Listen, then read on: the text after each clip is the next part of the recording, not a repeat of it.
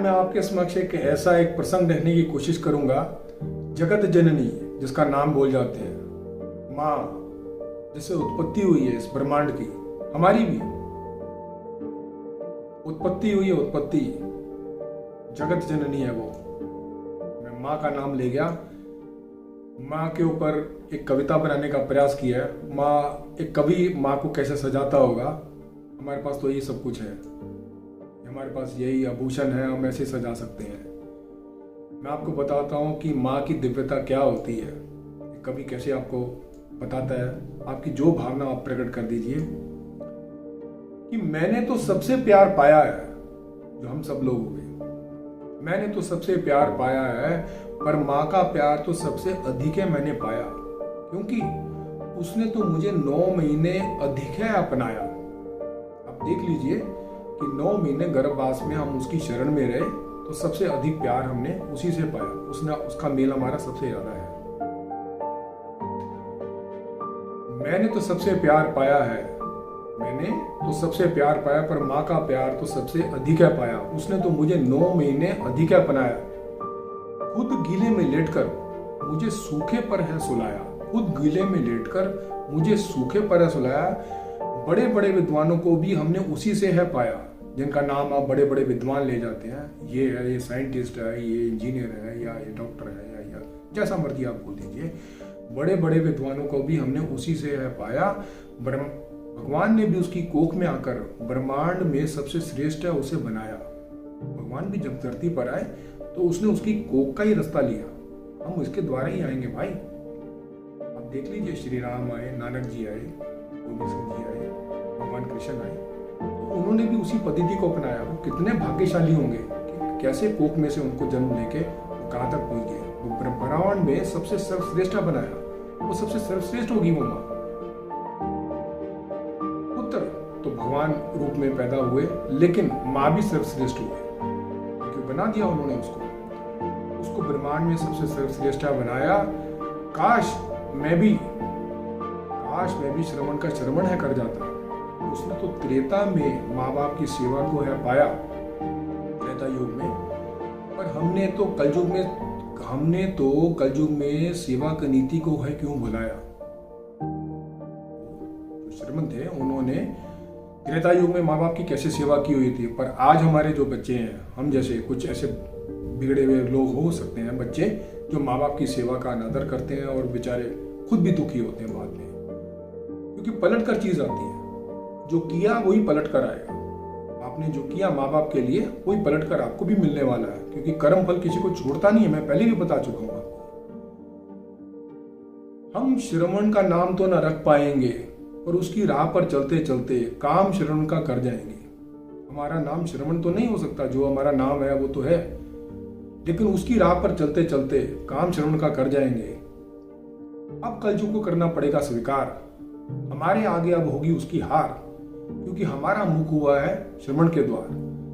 जो हमारा मुख है वो अब श्रवण के द्वार हो गया, क्योंकि हम उसके सिद्धांतों पर चलेंगे। एक छोटा सा प्रसंग आपके सामने मैं बताता हूँ। त्रेता युग में भगवान जो परशुराम थे, वो उनको प्यास लगी, और ये एक नदी के तट पर बैठे हुए थे श्रवण, और अपने माँ बाप को साथ लेके माँ बाप ने इच्छा जतलाई कि हमको प्यास लगी है। उनकी प्यास बुझाने के लिए जल लेने गए। इतने में वहां पर परशुराम आ गए। तो परशुराम ने बोला कि आप मुझे जल दीजिए, मेरे को जल ग्रहण करना है, प्यास लगी है। तो उन्होंने अपना प्रसंग छेड़ा कि मैं एक छोटी जाति का हूं।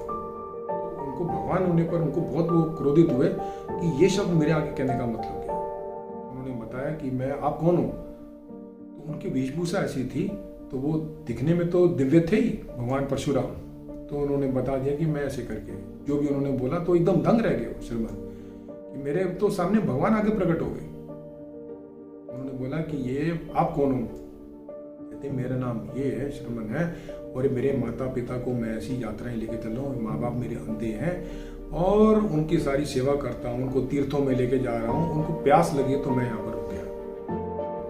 तो परशुराम जी बोले कि ऐसे माँ बाप को मैं उनके पांव छूना चाहता हूँ। मैंने क्या बोला पहले, भगवान ने उनकी कोख में आकर सबसे सर्वश्रेष्ठ अपनाया। अब देख लीजिए कि परशुराम अपने माँ बाप का कितना आदर करते होंगे। उन्होंने एक बात बोली कि मेरे दिल में ये भावना थी कि मैं माँ बाप की सेवा करने वाला शायद एक भक्त हो सकता हूँ, लेकिन वो कहते श्रवण को कि भाई तुमने कमाल कर दिया। वो उनके माता पिता नहीं थे पर उनके पांव छुए कि आपने ऐसे पुत्र का जन्म दिया। ये माँ तू धन्य है, तूने ऐसे पुत्र का जन्म दिया। तो प्रसंग ये सीखने को मिलता है कि हम माँ का देना तो दे नहीं सकते, हम नहीं दे सकते देना, क्योंकि जो हम अब आज चल फिर हम आप कोई भी चीज होती घर में हम बोलते हैं माँ लाती है ये खा ले वो खा ले ये कर ले कपड़ा डाल ले ये कर ले। हम माँ बाप को क्या बोलते हैं? हम ये बोलते हैं हमारे पास समय नहीं है, आपको ज्यादा पता है, ये है वो है। आप कुछ भी कैसे ऐसी भाषाओं का इस्तेमाल आप करते होंगे।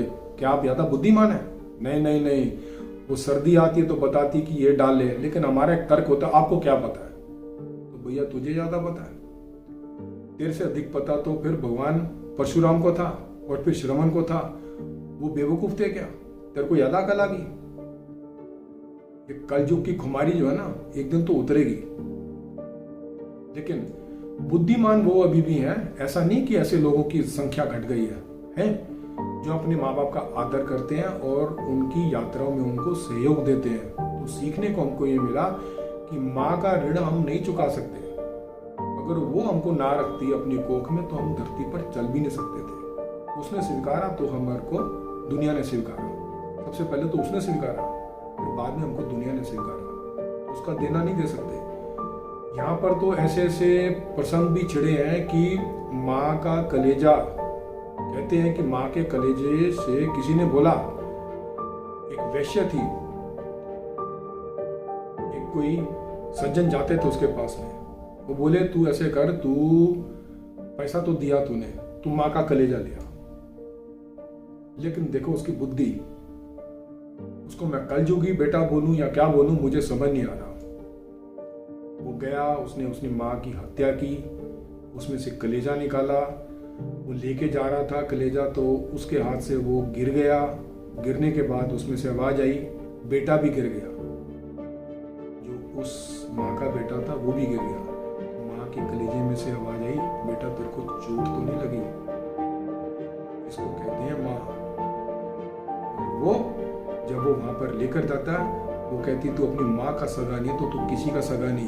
ये कहावत लोगों ने सुनी है, जो अपने माँ बाप का सगा नहीं तो वो किसी का सगा नहीं। क्यों?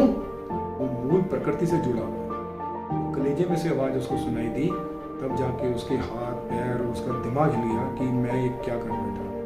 लेकिन पैसे की दौड़ में होता है ना, ये कलयुग की मेहरबानियां बहुत सारी हैं, लेकिन इसमें भी कुछ ऐसे लोग हैं जो अपनी मूल प्रकृति से जुड़े हुए हैं और जिनकी वजह से आज धरा पर सुख शांति और भी संस्कारों की गंगा धरा बहरी। उनके नाम श्रवण तो नहीं है।